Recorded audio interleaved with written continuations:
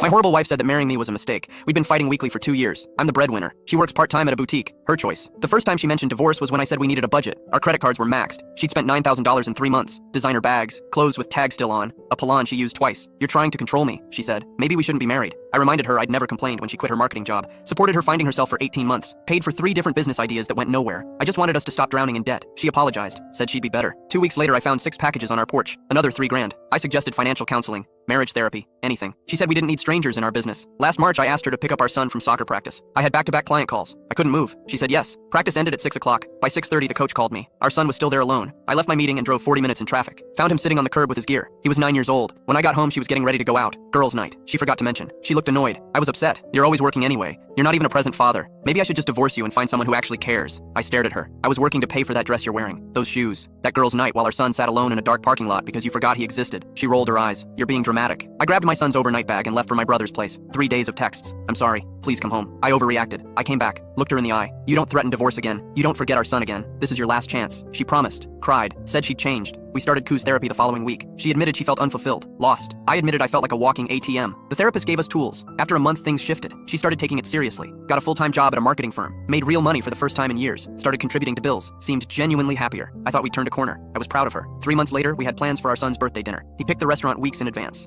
Talked about it every day. That afternoon, she texted, can't make it. Work thing came up. Can't get out of it. It's his birthday. He'll understand. We'll celebrate this weekend. The fight that followed was brutal. Then she said it. Quiet. Cold. I knew marrying you was a mistake. Everything stopped. I felt something break inside my chest. What did you just say? Her voice was ice. I settled. I should have left you years ago. I walked to our son's room, started packing a bag. She followed. Suddenly panicked. Where are you going? What are you doing? You know exactly what I'm doing. She grabbed my arm, started crying. Please don't leave. I'll fix this. I'll do whatever you want. I pulled away, kept packing. If you leave, I'll hurt myself. I'm serious. I can't lose you. I picked up my son from school early. Told him we were going on an adventure to Uncle Mike's. He didn't need to know yet. Filed for legal separation the next morning. 6-month period. Terms were specific. We're still legally married and will not get involved romantically with anyone else during separation. We both signed in front of a notary for 4 months. We kept it cordial. She'd take our son Wednesdays and weekends. I'd pick him up Sundays. We barely spoke except about schedules. Last Tuesday, she asked me to take him Thursday evening. A work event she couldn't miss. I said yes. Thursday, 6 p.m. I pulled into her apartment complex with our son. Unfamiliar black BMW in her assigned spot. Visitor parking was empty. I parked, walked to her door. Our son held his backpack, excited to show her his science project. I knock. A man maybe 24 answered. No shirt, gym shorts, hair wet like he just showered. He looked confused. Yeah. I couldn't form words, then her voice from inside. Who is it, babe? She came around the corner in a robe. My alma mater robe she'd borrowed years ago and never returned. Her face went from relaxed to frozen to horrified. Our son looked up at me. Dad, who's that? I picked him up without answering, turned around, put him back in the car. She ran out barefoot onto the concrete. Wait, please, it's not what it looks like. I buckled our son in,